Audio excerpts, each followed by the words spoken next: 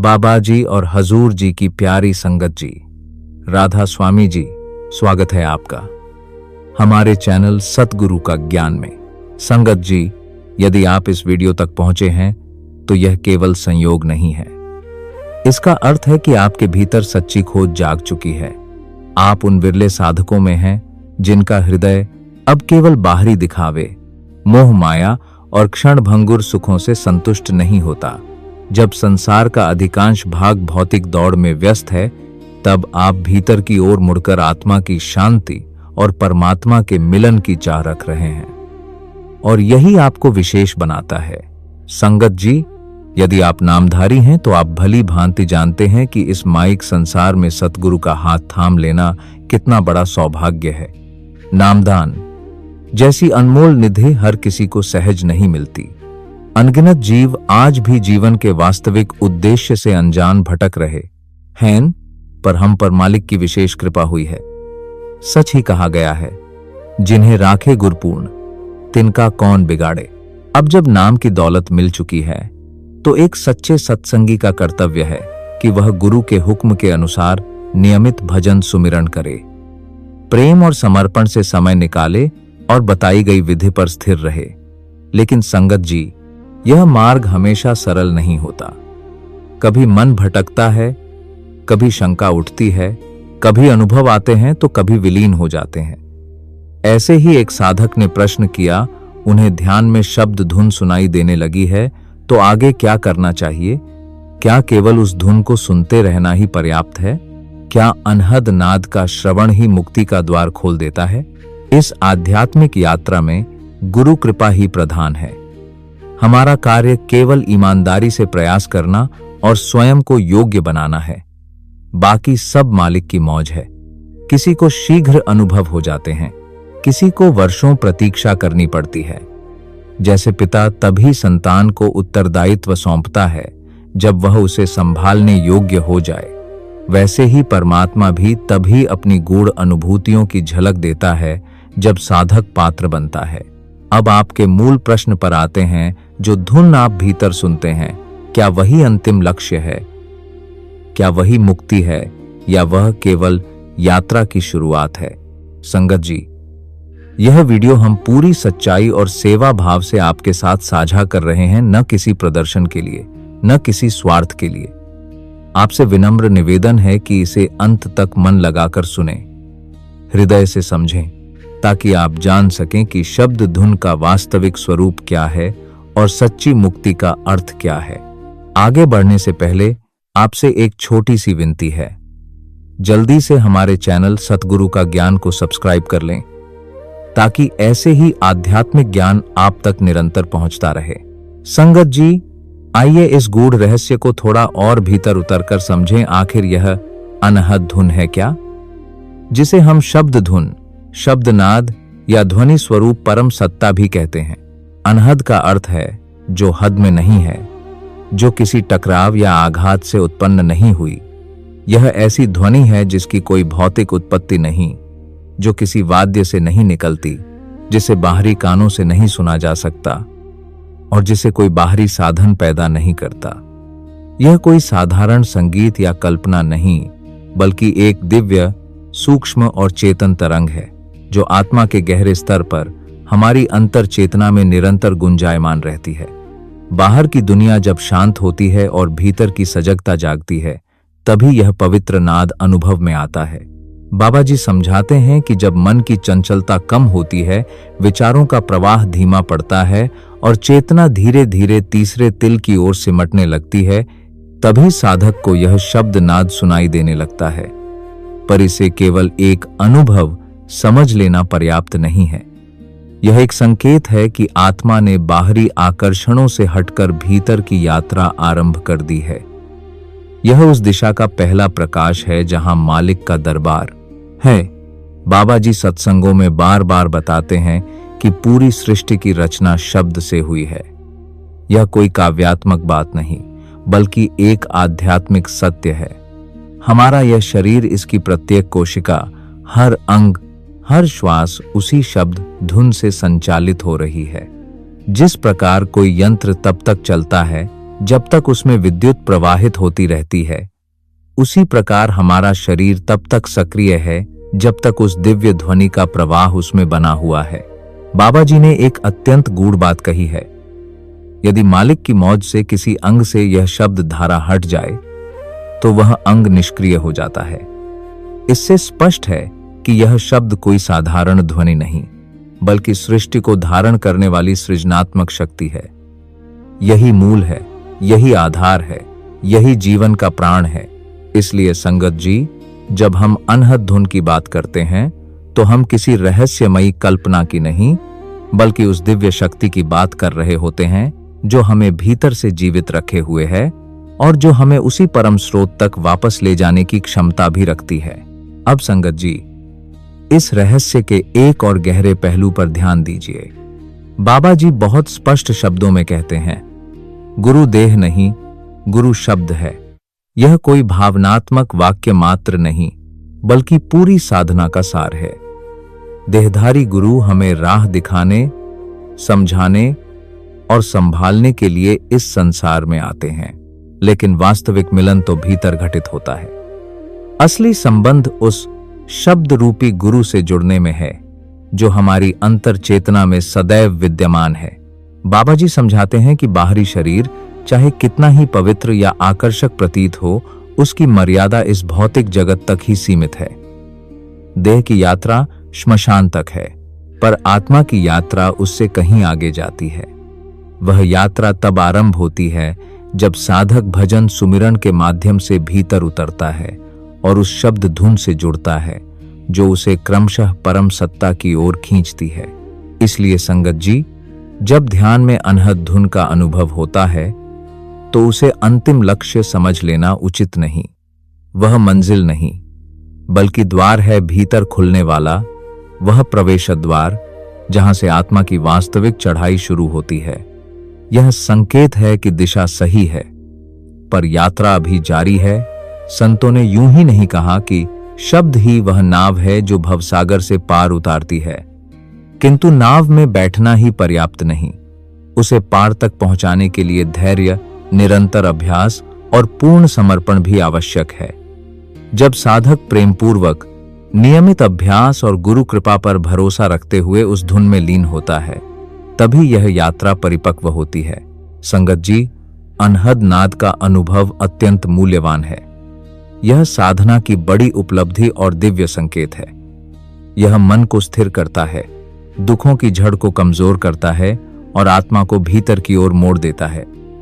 परंतु केवल एक बार सुन लेना ही अंतिम मुक्ति नहीं है। असली परिवर्तन तब आता है जब साधक उस नाद में टिकना सीखता है, उसमें विलीन होने का अभ्यास करता है और अपनी चेतना को उसी के सहारे ऊपर उठने देता है। यह नाद कोई साधारण अनुभूति नहीं, बल्कि उस अनंत सत्य की झलक है जो हमें परम मिलन की ओर ले जाती है, और वही झलक साधना को पूर्णता की दिशा में अग्रसर करती है। अब संगत जी, इन आध्यात्मिक सीढ़ियों को संतों ने बहुत ही सरल और क्रमबद्ध ढंग से समझाया है, ताकि साधक भ्रमित न हो और जान सके कि उसे किस दिशा में आगे बढ़ना है। पहली सीढ़ी है वाणी से नाम जपना, जैसे राम राम या गुरु मंत्र का उच्चारण करना। यह आरंभिक अभ्यास है जिसमें जिह्वा और वाणी के माध्यम से हम अपने बिखरे मन को एक बिंदु पर लाने का प्रयास करते हैं। दूसरी सीढ़ी है मन से जपना। जब वाणी शांत हो जाती है और नाम का प्रवाह भीतर मानसिक रूप से चलने लगता है, यहां शब्द बाहर नहीं बोला जाता, बल्कि अंतर में ध्यानपूर्वक दोहराया जाता है। यह अवस्था अधिक सूक्ष्म है क्योंकि अब साधना भीतर उतर रही होती है। तीसरी सीढ़ी है प्राणों से जपना, जिसे अजपा जाप कहा गया है। यह वह स्थिति है जहां नाम अपने आप चलने लगता है। साधक को प्रयास नहीं करना पड़ता, श्वासों के साथ नाम की लय जुड़ जाती है।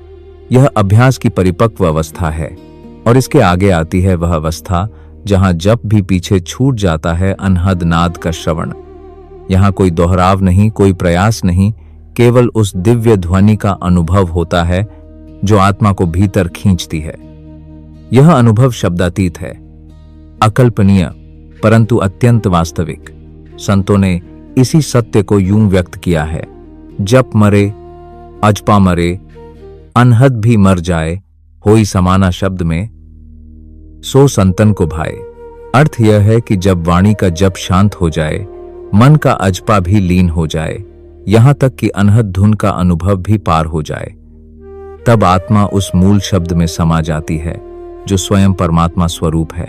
भक्तों, निरंतर अभ्यास और सच्चे सुमिरन से हमारी सुरत धीरे धीरे उस दिव्य ध्वनि को पकड़ने लगती है। उस ध्वनि में ऐसा प्रकाश और आकर्षण है जिसे शब्दों में बांधा नहीं जा सकता, उसे केवल जिया जा सकता है। बाबा जी अक्सर समझाते हैं, शब्द ही ब्रह्म है, शब्द ही सृष्टि है, शब्द ही परमात्मा है। यही कारण है कि गुरु नानक देव जी ने फरमाया, शब्द गुरु सुरत धुन चेला। जब साधक भीतर उस शब्द को सुनता है, वह सूक्ष्म सोहम की ध्वनि जो हर श्वास में अनुगुंजित है, तब वह अपने वास्तविक स्वरूप उस हंस तत्व को पहचानने लगता है। संगत जी, जब तक अनहद शब्द को निष्ठा और सजगता से सुनने का अभ्यास नहीं होगा, तब तक पूर्ण शांति का अनुभव अधूरा रहेगा। जितनी गहराई से आप उस शब्द में टिकेंगे, उतनी ही तीव्रता से आंतरिक प्रकाश के निकट पहुंचेंगे। धीरे धीरे दुखों का भार हल्का होगा, वैराग्य जागेगा और जीवन में एक नई पवित्रता प्रकट होगी। इसलिए हमारा विनम्र आग्रह है, प्रारंभ वाणी से करें, फिर मन से, फिर प्राणों से और अंततः शब्द श्रवण में स्थिर हो जाएं। और जब आपकी सूरत शब्द में टिक जाए, तो समझ लीजिए आप परमात्मा की निकटता का साक्षात अनुभव करने लगे हैं। संगत जी, क्या केवल अनहद नाद सुन लेने से ही मुक्ति मिल जाती है? यह प्रश्न सुनने में सरल लगता है, पर इसका उत्तर अत्यंत गहन है। इसका सही अर्थ समझने के लिए पहले मुक्ति को समझना आवश्यक है। प्रायः लोग मुक्ति को केवल जन्म मृत्यु के चक्र से छुटकारा मान लेते हैं कि बस पुनर्जन्म न हो और संसार के दुख समाप्त हो जाएं। पर संगत जी, यह तो मुक्ति की प्रारंभिक और बाहरी परिभाषा है। यह केवल बंधन से छूटना है, जबकि वास्तविक स्वतंत्रता उससे कहीं अधिक व्यापक और गहरी है।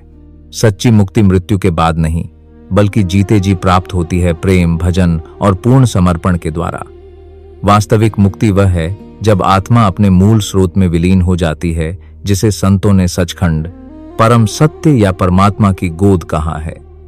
जब भीतर से मैं मिटने लगता है, अहंकार प्रेम में पिघल जाता है, इच्छाएं शांत हो जाती हैं और मन का तूफान थम जाता है, तब जो शेष बचता है वही मुक्ति है।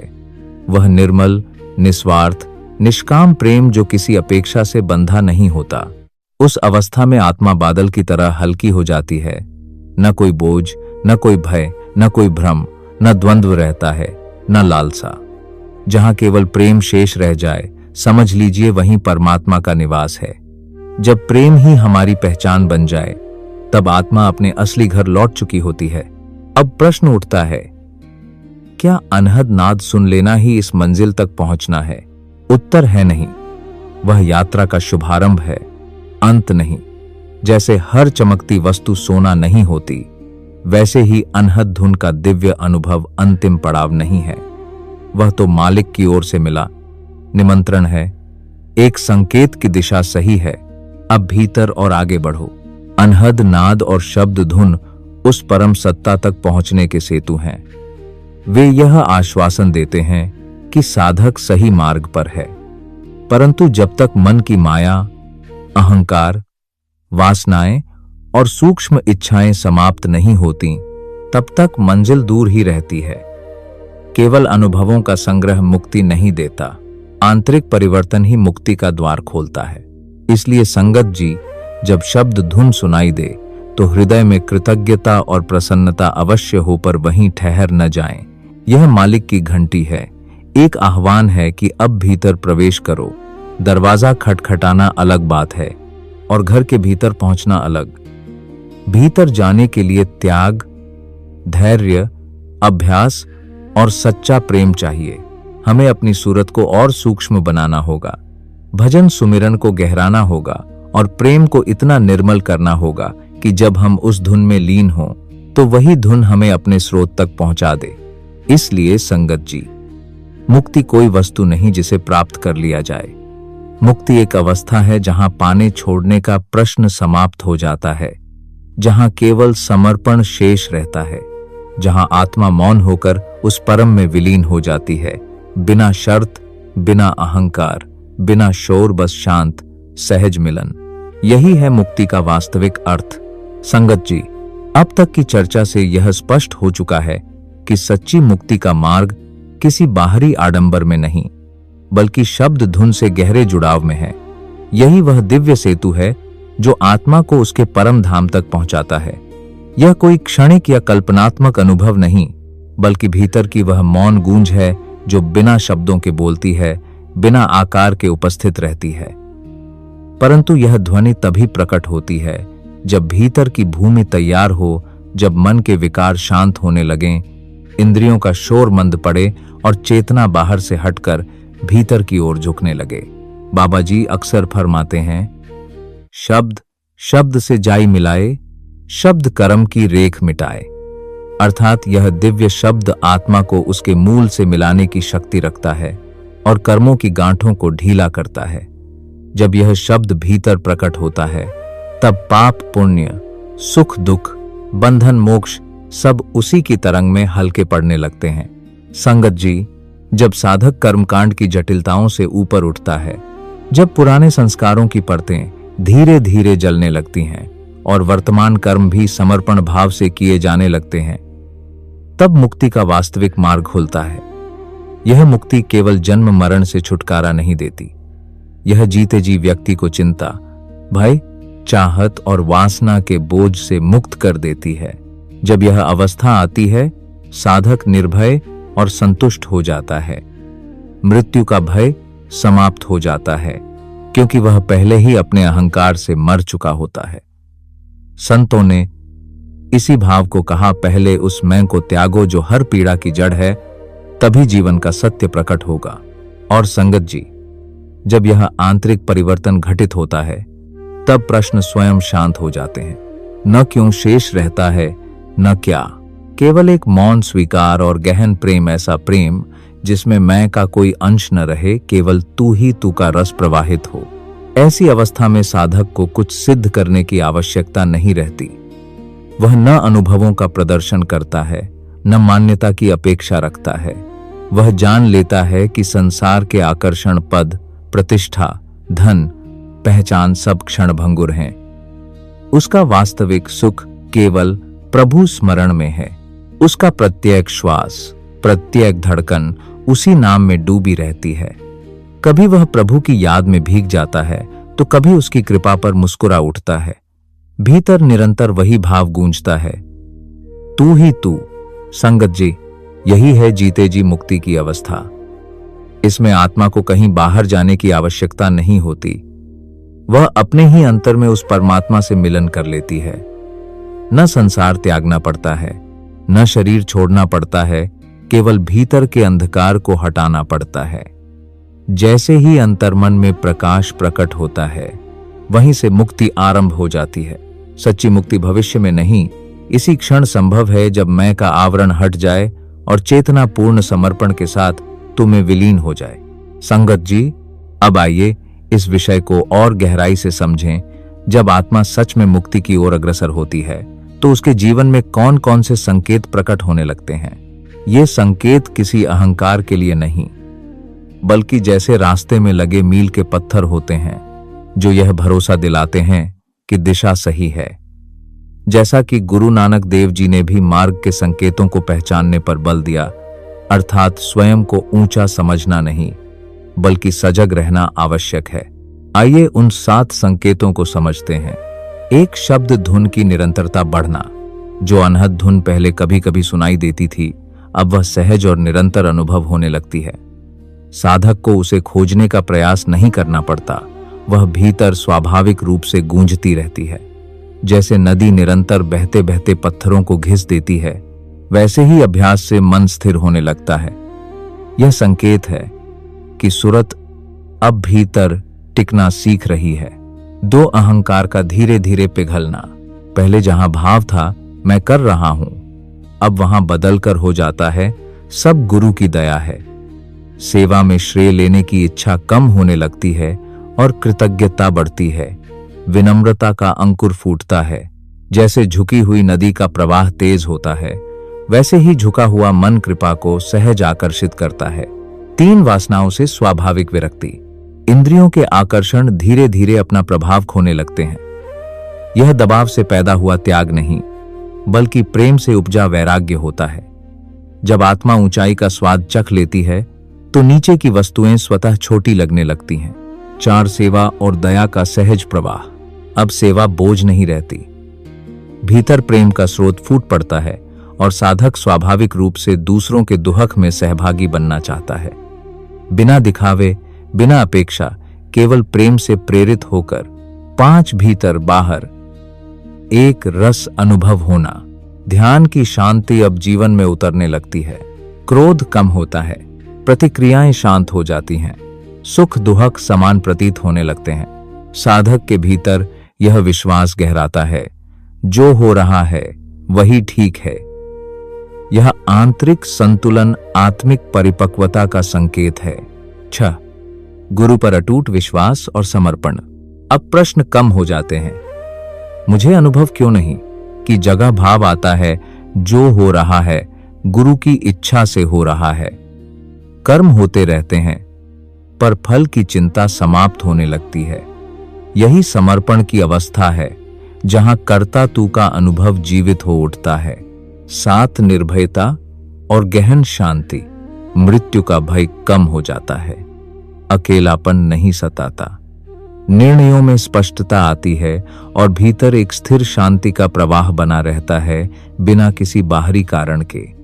कभी कभी ऐसा अनुभव होता है जैसे आत्मा कह रही हो, अब घर निकट है। संगत जी, जब ये संकेत प्रकट होने लगते हैं, तो समझिए आत्मा जागरण की ओर बढ़ रही है। यह अंत नहीं, बल्कि निकटता का अनुभव है। प्रभु से मिलन का मार्ग भीतर ही खुलता है। और जब चेतना इन लक्षणों से सुशोभित होने लगे, तो समझ लीजिए कि मंजिल अब दूर नहीं। संगत जी, ये 7 संकेत उस अद्भुत यात्रा के प्रतीक हैं, जो हमें संसार से उठाकर उस सचखंड की ओर ले जा रही है, जहां केवल शांति, प्रेम और एकत्व है। अगर आप इनमें से कुछ भी अनुभव कर रहे हैं, तो विश्वास रखें, आप सही राह पर हैं। सफर चाहे लंबा हो, पर दिशा सही हो तो मंजिल दूर नहीं रहती। बस भजन सुमिरन में निरंतरता बनाए रखिए, सेवा में प्रेम जोड़िए और गुरु पर पूरा भरोसा रखिए। मुक्ति आपसे दूर नहीं। संगत जी, अनहद नाद का अनुभव निस्संदेह अत्यंत पावन और अलौकिक होता है, पर केवल उसे सुन लेना ही आत्मिक यात्रा की पूर्णता नहीं है। यह ठीक वैसा है जैसे किसी कक्ष का द्वार खुल जाए। अब आवश्यक है कि हम उस द्वार से भीतर प्रवेश भी करें। इसलिए केवल ध्वनि सुनना पर्याप्त नहीं, हमें उसमें डूबना है, उसकी लय में स्वयं को समर्पित करना है। ध्यान में शब्द को थामकर अपनी सुरत को उसी पर स्थिर कर देना ही साधना का मूल तत्व है। जैसे एक नर्तकी केवल संगीत सुनकर नहीं रुकती, बल्कि उसकी ताल में स्वयं को खो देती है, उसी प्रकार साधक को भी शब्द के साथ मात्र बैठना नहीं, बल्कि उसमें प्रवाहित हो जाना चाहिए। बाबा जी कहते हैं, जब शब्द से प्रेम जुड़ जाता है, तब आत्मा ऊर्ध्वगामी हो जाती है। अर्थात जब शब्द केवल श्रवण तक सीमित न रहकर हृदय की गहराइयों में उतर जाता है, जब वह ध्वनि से बढ़कर भावना और प्रेम बन जाता है, तभी चेतना विस्तार पाती है। उस अवस्था में ध्यान शब्द से बौंधता नहीं, बल्कि उसमें घुल जाता है। जैसे जल की बूंद सागर में मिलकर अपनी अलग पहचान खो देती है, वैसे ही साधक की चेतना शब्द में विलीन होकर परमात्मा की मौन अभिव्यक्ति बन जाती है। इसलिए संगत जी, अनहद धुन का अनुभव अंतिम लक्ष्य नहीं है। उसे थामकर प्रेमपूर्वक उसमें स्थिर होकर आगे बढ़ना ही साधना की सही दिशा है। इस मार्ग पर एक सूक्ष्म सावधानी भी आवश्यक है। कहीं ऐसा न हो कि जहां से यात्रा प्रारंभ होनी थी, वहीं हम ठहर जाएं। कई बार साधक जैसे ही अनहद नाद का अनुभव करते हैं, वे उसे ही मंजिल समझ बैठते हैं, जबकि वह तो मात्र प्रवेश द्वार है, अंतिम सत्य नहीं। कहा जाता है, अधूरी समझ कभी कभी अधिक भ्रम पैदा कर देती है। यदि हम ध्वनि की मधुरता या उसके आनंद में ही उलझकर रह जाएं, तो यह वैसा ही है जैसे कोई नदी के तट पर बैठ जाए और सागर तक पहुंचने का प्रयास ही छोड़ दे। धुन में रस लेना अनुचित नहीं, पर उसी में रुक जाना प्रगति को रोक देता है। स्मरण रहे, धुन साधन है, साध्य नहीं। वह हमें भीतर खींचने का माध्यम है, पर उद्देश्य उससे आगे शब्दातीत तक पहुंचना है। बाबा जी समझाते हैं, शब्द एक सेतु है, उसे पार करना है, उस पर ठहरना नहीं। अनेक साधक उस दिव्य नाद में इतने मोहित हो जाते हैं कि आगे बढ़ने की प्रेरणा ही मंद पड़ जाती है। यह उसी बच्चे के समान है जो खेल में इतना डूब जाए कि मां की पुकार ही न सुन पाए। यदि हम शब्द के अनुभव में ही रुक गए और उससे पार जाने का प्रयत्न न है किया, तो यात्रा अधूरी रह जाएगी। इसलिए संगत जी, जब भी शब्द धुन का अनुभव हो, उसके लिए आभार रखें, पर उससे आसक्त न हों, उसमें उलझे नहीं, बल्कि उसमें समाहित हों। जैसे सीढ़ी का प्रत्येक सोपान आवश्यक है, किंतु शिखर तक पहुंचने के लिए हर सोपान को पार करना पड़ता है, वैसे ही धुन को पकड़कर उससे आगे बढ़ना ही आत्मा की सच्ची उड़ान है। शब्द से प्रेम अवश्य करें, पर उससे आगे जाने की चाह भी रखें, क्योंकि अंतिम ध्येय शब्दातीत है और वही आत्मा का वास्तविक निवास है। संगत जी, अगर आपके भीतर मालिक से मिलने की कोई तड़प जागी हो, तो कृपया इसे सिर्फ अपने तक सीमित न रखें। इसे अपने प्रियजनों के साथ जरूर साझा करें और कृपया हमारे चैनल सतगुरु का ज्ञान को सब्सक्राइब जरूर करें। मिलते हैं अगली वीडियो में एक नए आध्यात्मिक रहस्य के साथ। राधा स्वामी जी।